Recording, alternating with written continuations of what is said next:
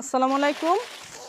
এই যে দেখেন, এগুলো হচ্ছে মশলা পাতা। তো এটা তেজপাতা বলি আমরা আমরা না, সবাই বইয়ের বাসায় এটা তেজপাতা। আর ওই তো দেখেন তেজপাতা গাছ।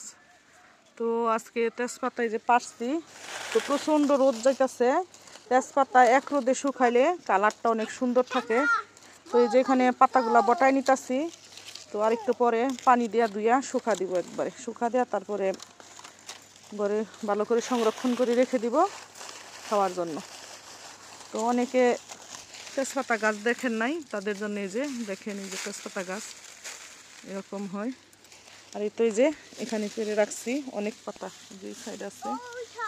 তো যাদের যাদের লাগবে চলে আসবেন তেজপাতা নেওয়ার জন্য। আর অনেকে তো বলে আমার জীবনটা তেজপাতা করে ফেলাইছে। তো এটাই হচ্ছে সেই তেজপাতা, সেই বিখ্যাত তেজপাতা। এই যে তেজপাতাগুলো এখন ধুয়ে নিতেছি, ধুইয়া তারপর শুকা দিব। তেজপাতা অনেক ময়লা থাকে।